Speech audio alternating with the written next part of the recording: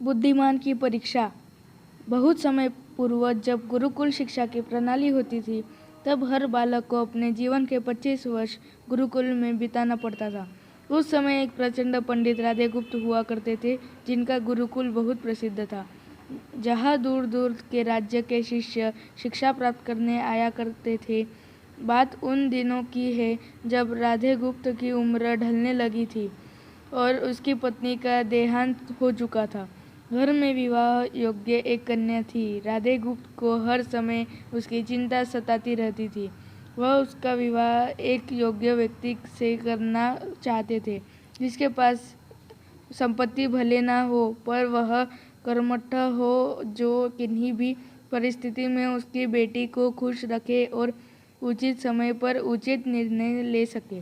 एक दिन उनके मस्तिष्क में एक ख्याल आया और उन्होंने इस परेशानी का हल सोचा कि क्यों न वो अपने खुद के शिष्यों में से ही योग्य वर की तलाश करें।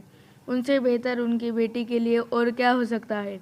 इस कार्य के लिए उन्होंने बुद्धिमान की परीक्षा लेने का निर्णय लिया और सभी शिष्यों को एकत्र किया।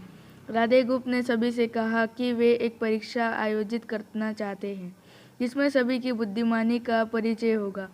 उन्होंने सभी से कहा कि उन्हें अपनी पुत्री के विवाह की चिंता है, जिसके लिए उनके पास पर्याप्त धन नहीं है। इसलिए वे चाहते हैं कि उनके शिष्य विवाह में लगने वाली सभी सामग्री कैसे भी करके एकत्र करें। भले उसके लिए उन्हें चोरी का रास्ता चुनना पड़े, लेकिन उन्हें चोरी करता कोई भी देख ना सके। इसी एक शर्त का पालन सभी को करना है। अगले दिन से सभी शिष्य कार्य में जुट गए। रोजाना कोई न कोई तरह तरह की वस्तुएं चुरा कर लाता और राधा गुप्त को दे देता। राधा गुप्त उन्हें एक विशेष स्थान पर रख देते, क्योंकि परीक्षा के बाद यह सभी वस्तुएं उनके मालिक को वापस करना जरूरी था, क्योंकि वे अपने शिष्यों को सही ज्ञान देना चाहते थे। सभी शिष्य अपने अपने दिमाग से कार्य कर रहे थे, लेकिन इनमें से एक चुपचाप गुरुकुल में बैठा हुआ था, जिसका नाम रामास्वामी था। वह राधा गुप्त का सबसे करीबी और होनहार छात्र था। उसे ऐसा बैठे देख राधा गुप्त ने इसका कारण पूछा। तब रामास्वामी ने बताया कि आपने परीक्षा की शर्त के रूप में कहा था कि चोरी करते वक्त इसे कोई ना देख सके। इस प्रकार अगर हम अकेले में भी चोरी करते हैं, तब भी हमारी अंतरात्मा उसे देख रही है। हम खुद से उसे नहीं छिपा सकते।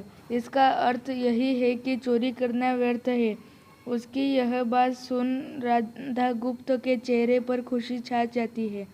वे उसी वक्त सभी को एकत्र करते हैं और पूछते हैं कि आप सबने जो चोरी की, क्या उससे किसी ने देखा?